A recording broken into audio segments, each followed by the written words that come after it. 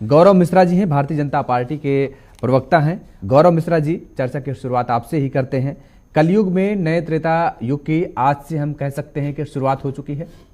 कलयुग में विकार भी रहेगा, आसुरी शक्तियां भी उसी प्रकार प्रभावी रहेंगी, लेकिन हम सत्य का संधान नहीं छोड़ सकते। और उस सत्य को जो स्थापित करने वाला व्यक्ति है, जो सत्यवीर है, जो सत्य को धारण करता है, जो सीता के विराट स्वरूप को धारण करता है, वो राम है।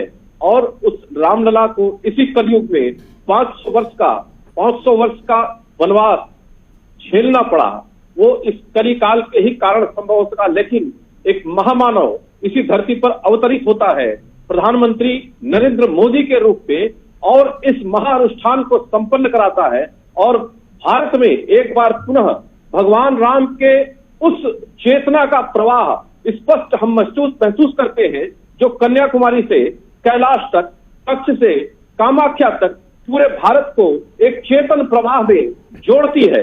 और मुझे लगता है कि आज भारत का कण कण व्यक्ति व्यक्ति राममय है, और वो राममय है जो हमारे अंदर, हमारे भीतर आत्मा के रूप में प्रवाहमान है। किसी भी प्रकार के दुराग्रह, किसी भी प्रकार के राजनैतिक साम दाम दंड भेद जैसी परिभाषाओं से परे बिल्कुल एकत्व जिसको कहते हैं, जहां पर आत्मा और परमात्मा का मिलन होता है, इस प्रकार के वातावरण का निर्माण इस युग से शुरू होगा, इस काल चक्र से शुरू होगा। क्योंकि प्रधानमंत्री जी ने कहा है कि ये काल चक्र एक नए युग की शुरुआत हो रही है, और प्रत्येक भारतवासी इस जिम्मेदारी को महसूस करे, क्योंकि विश्व मानवता के लिए, पूरे प्रकृति के लिए यह जिम्मेदारी भारतवंशियों पर ही प्रकृति ने दी है, भगवान ने दी है। और उसके लिए ही भगवान राम का पुनः अवतरण हुआ है, अयोध्या में आगमन हुआ है।